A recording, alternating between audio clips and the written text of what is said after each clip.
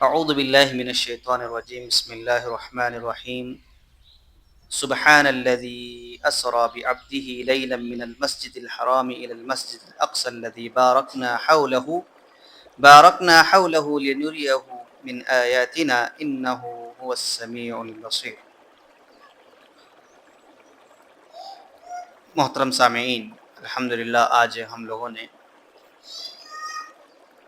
15واں پارہ سبحان الذی مکمل سماعت فرمایا۔ اس پارے کے اندر دو صورتیں ہیں، سورۃ البنی اسرائیل اور سورۃ الکہف۔ سورۃ البنی اسرائیل کے 111 آیتیں ہیں اور یہ مکی صورت ہے، اور اس صورت میں تنبیہ، تفہیم اور تعلیم ایک مناسب انداز میں جمع کر دی۔ تو سب سے پہلی بات، اس پارے کے اندر، اس صورت کے اندر معراج کا تذکرہ کیا گیا۔ آیت نمبر 1 میں اس صورت کا آغاز معراج کے واقعے سے ہوتا ہے جو نبی کریم صلی اللہ علیہ وسلم کو کرائی گئی تھی۔ ایک رات نبی کریم صلی اللہ علیہ وسلم مسجد حرام سے مسجد اقصی تک اللہ سبحانہ و تعالی جسمانی طور پر لے گیا اور وہاں نماز باجماعت ادا کی اور ساتوں آسمانوں کی سیر کرائی اور مختلف انبیاء سے ملاقات ہوئی اور نماز کا تحفہ دیا۔ اللہ تعالیٰ سے آپ کی گفتگو ہوئی اور اس گفتگو کے درمیان 70,000 پردے حائل تھے۔ یعنی اللہ رب العالمین آپ صلی اللہ علیہ وسلم کو مسجد حرام سے مسجد اقصی لے کر گیا، پھر وہاں پر آپ نے ساری انبیاء علیہ السلام کی امامت کرائی، پھر وہاں سے آپ کو آپ کے جسم کے اعتبار سے، آپ کے جسم کے ساتھ ساتوں آسمانوں کی سیر کرا گئی، پھر وہاں آپ جنت کی سیر کی، جہنم کی سیر کی، اور اللہ رب العالمین سے آپ نے جو گفتگو کی، آپ کے اور اللہ کے درمیان 70,000 پردے حائل تھے۔ تو معلوم یہ ہوا کہ آپ صلی اللہ علیہ وسلم معراج کا جو واقعہ ہوا وہ بذات خود ایک بہت بڑی نشانی تھی اور ایک بہت بڑی دلیل تھی آپ کے نبی ہونے کی۔ اور اسی کے ساتھ ساتھ اس پارے کے اندر آیت نمبر 7 میں اچھے یا برے اعمال کا اثر اپنی ہی ذات پر، یعنی آیت نمبر 7 میں بتلایا گیا کہ اگر کوئی بندہ خیر و بھلائی اور نیکی کا کام کرتا ہے تو اس کا فائدہ اس کو ملے گا، اگر کوئی بندہ برا کام کرتا ہے تو اس کی برائی اس کے ملنے والی ہے۔ مثال کے طور پر اگر کوئی شخص نیکی کا کام انجام دیتا ہے تو اس نیکی کا اثر وہ ضرور محسوس کرے گا، اور اس کے بالمقابل اگر کوئی شخص برائی کو انجام دیتا ہے، غلط افعال، غلط کردار کو اپناتا ہے یا غلط کام کرتا ہے تو اس کا اثر وہ اپنی زندگی کے اندر دیکھتا ہے۔ محترم سامعین کرام، تو اسی لیے اللہ رب العالمین نے اس پارے کے آیت نمبر 7 میں بتلایا کہ نیکی کرنے والا نیکی کے اثر کو محسوس کرے گا اور برائی کرنے والا برائی کے اثر کو محسوس کرے گا۔ اور اسی کے ساتھ ساتھ اس پارے کے اندر انسانی ناشکرہ ہے، انسان بڑا ناشکرہ ہے، اس کا تذکرہ ہوا کہ جیسا کہ اس سے قبل بھی ہم نے پچھلے دروس کے اندر ذکر کیا کہ اگر بنی نوع آدم کو ایک سونے کا پہاڑ بھی اگر دیا جائے تو وہ دوسرے کی تمنا کرے گا، دوسری کی خواہش کرے گا، لیکن جو نعمتیں اس کے پاس موجود ہیں اس کی شکر ادا نہیں ادا کرے گا، اس کا شکر ادا نہیں کرے گا۔ تو معلوم یہ ہوا کہ انسان بڑا ناشکرہ ہے فطرتاً، لیکن اللہ رب العالمین نے جو جو نعمتیں اسے عطا کی ہے ان نعمتوں پر غور کرے اور ان نعمتوں کا شکر ادا کرنے کی کوشش کرے۔ اور اسی کے ساتھ ساتھ اس پارے کے اندر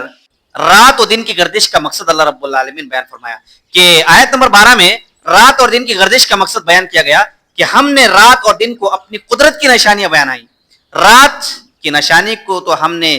بے نور کر دیا جہاں انسان آرام کرتا ہے اور سکون حاصل کرتا ہے، اور ان نشانی کو روشن بنایا جہاں انسان اپنی زندگی کے معاملات حل کرتا ہے۔ تو رات جو اللہ رب العالمین نے بنائی یہ اللہ رب العالمین کی نشانی ہے تاکہ انسان اس کے اندر اپنے دن بھر کے تھکان کو دور کرے اور آرام کرے۔ لیکن افسوس آج امت مسلمہ اور خصوصاً ایسا ماحول بن چکا ہے کہ لوگ راتوں رات جاگتے ہیں اور دن بھر سونے کی کوشش کرتے ہیں، جو کہ اپنی فطرت کو بدلنے کی کوشش کرتے ہیں، اپنے معمولات زندگی کو بدلنے کی کوشش کرتے ہیں، جس کی وجہ سے طرح طرح کی بیماریاں، طرح طرح کی پریشانیاں انسان پر میسر ہوتی ہیں۔ لیکن افسوس کہ آج امت مسلمہ اور خصوصاً نوجوان طبقہ راتوں رات گھنٹوں موبائلوں میں اپنی زندگیوں کو صرف کرتا ہے، اپنے وقت کو ضائع کرتا ہے، اور پھر یا تو وہ فجر نماز سے بھی غافل ہو جاتا ہے اور صبح کے 10 بجے 11 بجے 12 بجے اٹھنے کی کوشش کرتا ہے، جس کی وجہ سے ان کے اندر دن بھر جو چستی ہونا چاہیے وہ سستی میں بدل جاتی ہے اور جو تھکان اور ایسی محسوس کرتا ہے جس کی وجہ سے وہ عبادتوں سے بھی دور اور اس کی جو ضروریات زندگی ہے اس سے بھی اس کے اندر بے چینی لاحق ہوتی ہے. تو محترم سامعین کرام، اللہ رب العالمین نے یہاں پر واضح کر دیا کہ ہم نے رات کو انسانوں کے لیے آرام گاہ کے لیے بنایا اور دن ان کی ضروریات کو مکمل کرنے یا اپنی معاملات کو حل کرنے کے لیے بنایا. اور اسی کے ساتھ ساتھ اس پارے کے اندر عذاب الہی سے پچھلی قوموں کا تذکرہ، پچھلی قوموں کا حال بیان کیا کہ کیسے اللہ رب العالمین پچھلی امتوں کے اندر، پچھلی قوموں کے اندر ان کی غلط افعال اور غلط کاموں کی وجہ سے اللہ رب العالمین انہیں طرح طرح کے عذابات میں مبتلا کیا. اور اسی کے ساتھ ساتھ محترم سامعین کرام، باتیں تو اس پارے کے اندر بے شمار ہیں، لیکن وقت کی زیادت کی بنا پر مختصر سے تو کہوں کہ اللہ رب العالمین اس پارے کے اندر آیت نمبر 29 میں بخیلی کی ممانعت کی گئی ہے کہ جو شخص بخیل ہوتا ہے، کنجوس ہوتا ہے، اس کی مذمت کی گئی ہے. اور اسی کے ساتھ ساتھ حقوق کی ادائیگی کے تعلق سے پارے کے اندر بیان کیا گیا ہے اور یتیم مال کے یتیم کے احکام کے تعلق سے اس پارے کے اندر ذکر کیا گیا ہے. اور اس کے ساتھ اس پارے کے اندر سورہ کہف کا تذکرہ ہوا. سورہ کہف کے تعلق سے ہم سب جانتے ہیں اور معلوم بھی ہے الحمدللہ، ہمارے جماعت کے لوگ الحمدللہ پابندی کے ساتھ سورہ کہف جمعہ کے دن پڑھتے ہیں اور اس کی کتنی فضیلتیں ہیں اور کیا کیا فضیلتیں ہم سب جانتے ہیں. خلاصہ کے طور پر کہوں کہ جو شخص سورۃ الکہف کی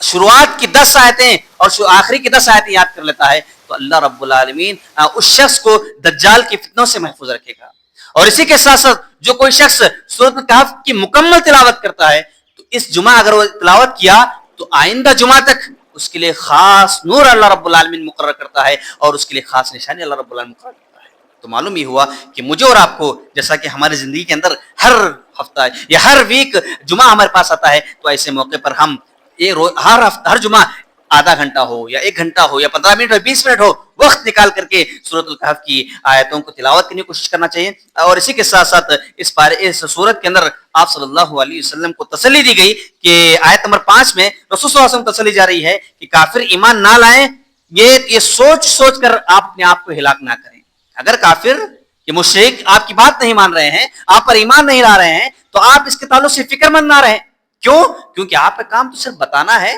اور ہدایت دینا یا نہ دینا یہ ہمارے ذمہ ہے. تو اللہ رب العالمین آپ صلی اللہ علیہ وسلم کو اس آیت کے اندر آپ کو تسلی دیا. اور اسی کے ساتھ ساتھ اس پارے کے اندر حضرت خضر علیہ السلام اور حضرت موسیٰ علیہ السلام کا تذکرہ ہوا. اور اسی کے ساتھ اس پارے کے اندر ذوالقرنین کا تذکرہ ہوا. اور اسی کے ساتھ ساتھ اس پارے کے اندر روح کے بارے میں تذکرہ کیا گیا ہے. تو محترم سامعین کرام، من جملہ بہت ساری باتیں سورہ کہف کے اندر ہیں جو کہ بڑی ہمیں پڑھنے کی بڑی قابل اس کی اصل ضرورت ہے، تاکہ اس پارے کو ہم، اس سورت کو ہم پڑھیں گے تو انشاءاللہ العزیز ہمیں زندگی کی بہت ساری چیزیں اور خصوصاً زندگی کس طرح گزارنا ہے اور کیسے اپنی زندگی کے معاملات میں اپنے تبدیلی لانا ہے، اس سورت سے ہمیں بے شمار چیزیں ہمیں معلوم ہو سکتی ہیں. تو اللہ تعالیٰ سے دعا کرتا ہوں کہ اللہ رب العالمین مجھے اور آپ کو صحیح معنوں میں قرآن مجید کو تفسیر کے ساتھ اور معانی کے ساتھ پڑھ کر اس پر عمل پیرا ہونے کی توفیق عطا فرمائے. الہ العالمین ہم تمام کی عبادتوں کو عطا فرمائے. الہ العالمین ہم تمام کی روزوں کو اور نفل نمازوں کو اور تراویح کی نمازوں کو، جملہ عبادتیں جو بھی ہیں، ان ساری کی ساری عبادتوں کو اللہ رب العالمین اللہ رب العالمین کو عطا فرمائے. آمین. وآخر دعوانا الحمدللہ رب العالمین وما علینا الا البلاغ المبین.